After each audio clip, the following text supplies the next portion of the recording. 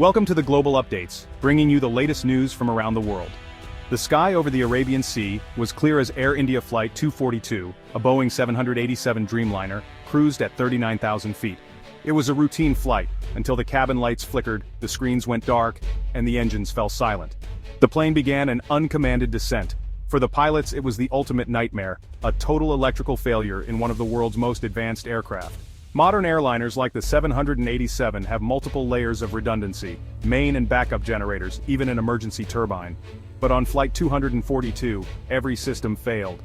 The black box data revealed a hidden flaw, a problem lurking in the Dreamliner fleet for over a decade.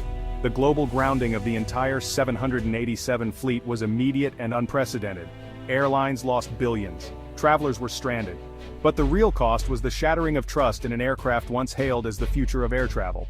The investigation became a forensic deep dive into Boeing's decisions. Compromises made years before Flight 242 ever took off. What investigators uncovered would call into question the safety of every Dreamliner in service and expose a corporate culture that had lost its way. The world watched, breath held, as new revelations emerged daily. The focus shifted from the pilots' heroic efforts to the engineers and executives who designed and certified the plane. How could such a vulnerability exist in a multi-hundred-million-dollar aircraft? The answer: a shortcut taken to save time and money, concealed under layers of paperwork and corporate assurances. The flaw inside the 787 wasn't just mechanical, it was moral, and it would force a painful reckoning for one of America's most iconic companies. At the heart of the investigation was the Ram Air Turbine, or RAT, the aircraft's last line of defense. If all power sources fail, the RAT deploys, spinning in the wind to provide just enough power for pilots to control and land the plane. On the 787, the RAT is everything. Without it, the pilots become passengers. Yet on Flight 242, it failed. The data showed it deployed, spun for seconds, then seized, producing no power. Investigators found a design flaw. The turbine's blades were susceptible to icing at high altitudes. A thin layer of ice could cause catastrophic vibrations, destroying the RAT within seconds. This was the forbidden error, a last resort safety system vulnerable to the very environment it was meant to protect against. The most damning discovery: Boeing had known about the flaw. Internal documents showed engineers raised concerns as early as 2014, proposing a simple heating element fix. Management, under pressure to cut costs, shelved the proposal. For a decade they gambled with passenger lives, and won until Flight 242. The risk wasn't theoretical. Investigators found records of other 787s with unexplained power issues and failed RAT deployments. These incidents were logged as minor glitches, no one connected the dots. Boeing's culture of concealment ensured the flaw remained hidden until it was too late. The company's official response was silence. The dangerous flaw was allowed to persist in every Dreamliner, until disaster struck. As the electrical investigation unfolded, inspectors turned to the 787's revolutionary carbon fiber fuselage. Their focus: the forward pressure bulkhead, the critical seal between cockpit and nose.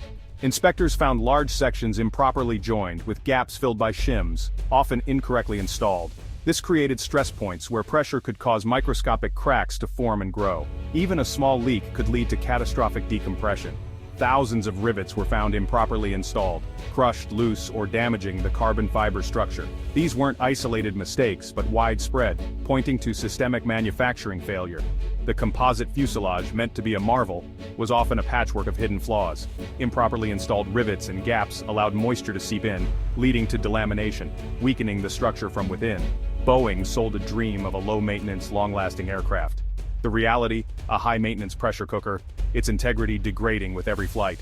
The very bones of the aircraft were compromised, and no one fully anticipated the consequences.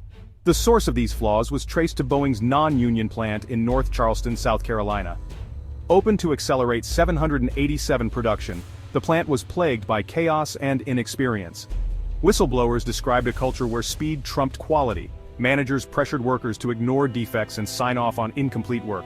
Tools and metal shavings were left inside fuselage sections, creating fire and safety hazards. Quality inspectors who raised concerns were overruled or reassigned. The priority: meet production targets at all costs.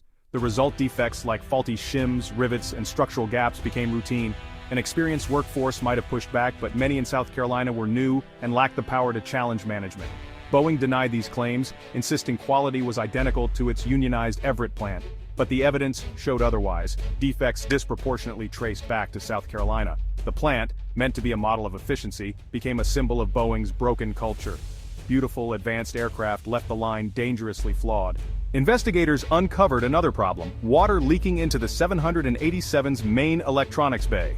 This compartment beneath the cabin floor houses computers controlling flight, navigation, and communications. It must be kept dry, yet inspectors found stains, corrosion, and even standing water. The source galleys and lavatories above with leaks seeping through floor panels. Airlines had reported these leaks for years. Boeing's response: more inspections and sealant. The real issue, critical electronics placed beneath water-prone areas, was never addressed. Water in the electronics bay can cause short circuits, system failures, or even fires. Pilots might receive confusing errors, or no warning at all. Boeing's solution was to shift responsibility to airlines, not redesign the aircraft. The water leaks were another symptom of a company willing to accept known risks. For Flight 242, that gamble proved fatal. The full picture of Boeing's failures emerged thanks to courageous whistleblowers. John Barnett, a former quality manager, spoke out about pressure to cut corners and conceal safety defects. He revealed up to 25% of emergency oxygen systems were faulty, and defective parts were installed to avoid delays. Speaking up meant career suicide. Boeing's culture punished those who raised alarms. Outsourcing to dozens of global suppliers created a fragmented, hard-to-control production process. Substandard parts arrived at assembly lines and were installed with minimal inspection. The pressure to keep production moving embedded defects deep within the aircraft. These warnings echoed the same issues behind the 737 MAX crashes: concealed flaws, suppressed dissent. The pattern pointed to a deep-seated cultural problem: profits prioritized over safety. Whistleblowers weren't just warning about bad parts, they were exposing a company that had lost its ethical compass. To understand Boeing's crisis, look back to the 1997 merger with McDonnell Douglas. The cost-cutting culture of McDonnell Douglas soon dominated Boeing's engineering-first ethos. Headquarters moved from Seattle to Chicago, and leadership shifted from engineers to accountants. The company became focused on stock price, profit margins, and production rates, not building great airplanes. Outsourcing and relentless speed led to quality defects and safety compromises. In contrast, Airbus kept critical design and manufacturing in-house, maintaining engineering control. The A350, the 787's rival, avoided the systemic flaws that plagued Boeing. Across Boeing's product line, the same root cause emerged: stock price over safety. Legendary Boeing engineers would not recognize the company today. Decades of misguided management squandered a century-old legacy. On July 4, 2025, Boeing faces an existential crisis. The 787 grounding shattered trust in the company and the industry. The FAA halted all Boeing production certificates, demanding fundamental reform. Airlines face bankruptcy, canceling orders and suing for damages. Airbus is reaping the benefits. For the first time, the world contemplates a future without Boeing as a dominant player. The duopoly in aviation is broken. Boeing's path forward requires more than technical fixes, it needs a cultural revolution. Leadership must shift from financial executives to engineers who put safety first. Employees must be empowered to speak up, and unions must be partners, not adversaries. Billions must be invested in factories, workforce, and quality, not stock buybacks. The story of the 787 is a cautionary tale. When profit eclipses safety, disaster follows. The Dreamliner's failures are not just technical, they're the result of a broken corporate soul. In aviation, there is no compromise on safety. Gravity always has the final say.